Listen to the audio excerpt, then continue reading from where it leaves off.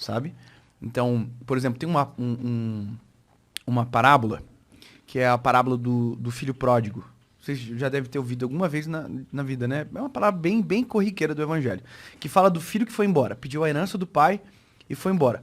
Na mesma parábola, fala do filho que ficou em casa. E o filho que ficou em casa obedecia o pai.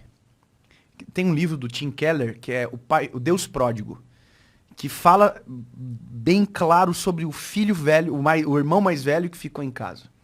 E, cara, o que o filho mais velho fala pro pai? Ele diz, porque quando o filho mais novo volta, né, ele pede a herança, tem festa e tal, ele diz, pai, eu nunca te desobedeci. Então, a princípio, ele é um cara extraordinário. Eu nunca te desobedeci. E tu nunca me desse nenhuma cabrita.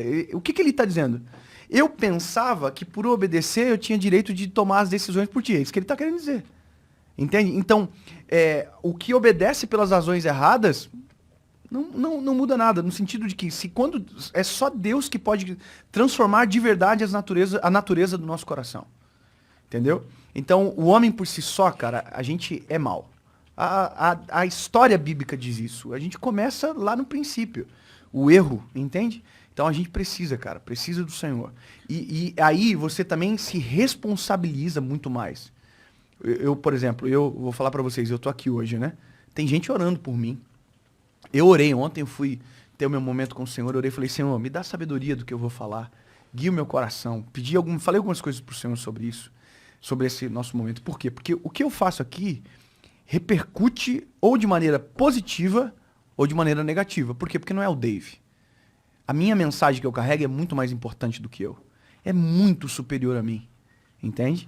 Então, como eu carrego uma mensagem, e eu sou conhecido pela mensagem que carrego, e não pelo nome ou pela imagem, mas pelo que eu carrego, eu tenho que ter muita responsabilidade por isso. Então, por isso que eu digo, o evangelho, cara, ele transforma de verdade quando você permite que ele entre também de verdade no teu coração. Tu conhece o Jordan Peterson? Jordan Peterson, já ouvi falar. Esse foi o cara que acho que teve meio que o trabalho que você representa pra muita galera. Foi o cara que me mostrou o caminho pra eu ter uma transformação ao ponto de eu acreditar em Deus. Porque a minha origem, meu background, minha mãe é espírita, né? Então eu ia no centro espírita quando era mais moleque, mas parei. E depois que eu parei, eu virei... Sabe aqueles ateus revoltados? Odeia o universo e a vida e acha que tudo é injusto e não sei o quê. E eu fiquei com essa mentalidade durante muito tempo. Por quê? O que desencadeou? Foi alguma coisa ruim que aconteceu? Olha, a minha infância não foi das melhores, assim, entendeu? Então eu sempre tive muitas coisas que eu tive que lidar e eu achava a vida bem injusta. Em algum momento você culpou Deus por tudo ou quis que não existisse? Eu não conseguia acreditar que ele existisse, entendeu? Eu achava que a realidade era tão perversa que a existência de um Deus é meio improvável, entendeu? Só que, com o tempo, eu fui... Sei lá, eu saí daquela situação merda que eu tava e consegui respirar um pouco, mas mesmo assim eu não acreditava, entendeu? E aí, eu caí de novo. Fui pra uma situação merda de novo, entendeu?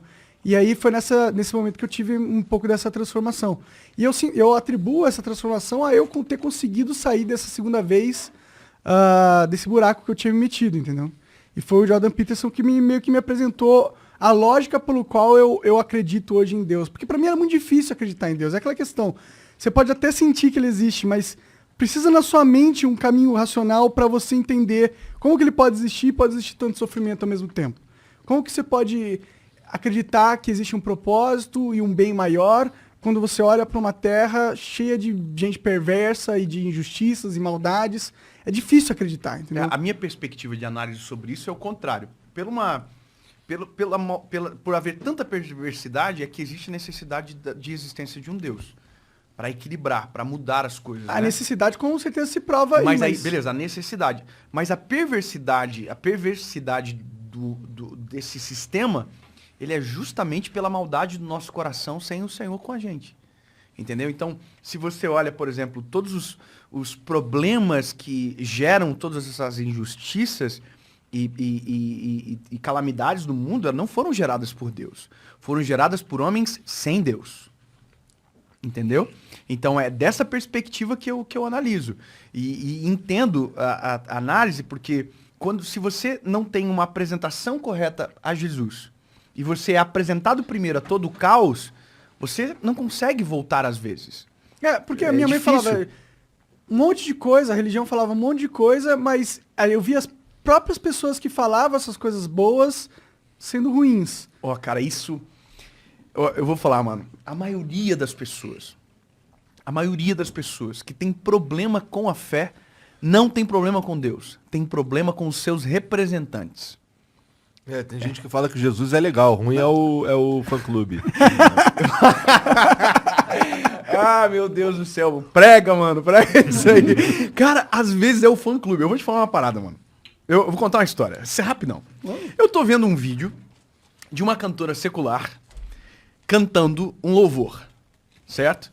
Cara, quando eu olhei aquilo, eu falei comigo, mano, glória a Deus, cara, glória a Deus. Falei, mano, que maravilha, que alegria, pô, o evangelho tá chegando, chegou nela e agora tá chegando nas pessoas que acompanham ela. Top. Aí, cara, eu fui ver os comentários. Cara, sabe quem é que tava comentando, arregaçando com a mulher, cara? O fã-clube de Jesus. O cara que tinha que estar celebrando que o evangelho tá chegando, que a palavra tá indo, que Deus tá no negócio, tá entrando. Tava falando, que absurdo, como é que pode? Tem que decidir, entendeu? Então as pessoas têm uma ideia que a pessoa precisa ser transformada para Jesus entrar na história. Não é assim. Jesus tem que entrar na história para que a pessoa seja transformada. Então o evangelho não é para os bons, o evangelho é para os maus. O cara que se sente bom, ele não se rende ao evangelho. Por isso que a primeira coisa para você se entregar a Jesus é você reconhecer que você é mau. Eu sou bom. Então você não precisa de Jesus, amigo. Tem uma passagem bíblica que chega um jovem rico e fala para Jesus, o que eu posso fazer para herdar a vida eterna? Aí Jesus fala para ele, segue todos os meus mandamentos. E ele falou, não, isso eu faço desde quando era criança. Então o cara é perfeito.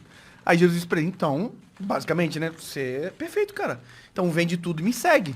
Aí a Bíblia diz que o jovem rico entristeceu e foi embora. Porque ele não estava disposto a vender tudo o que ele tinha, porque o coração dele está naquilo. Depois a Bíblia vai falar do rico, do camelo agulha, passar pelo fundo de uma agulha, papapá, aquela coisa toda. Mas, cara, o que é a resposta ali? Minha humilde interpretação como um evangelista. Quando Jesus diz para ele, quando ele pergunta para Jesus, né? O que eu posso fazer para herdar a vida eterna? Que Jesus o responde, quer seguir todos os mandamentos, ele tinha que ter dito o seguinte, cara, Jesus, eu tô tentando desde quando era guri, mas é difícil, tem dia que eu não consigo. Aí Jesus provavelmente ia responder para ele o seguinte, é exatamente isso, é por isso que não é você que conquista a vida eterna, é eu, que é o plano de salvação que na cruz vou conquistar para você. Você não é capaz sozinho.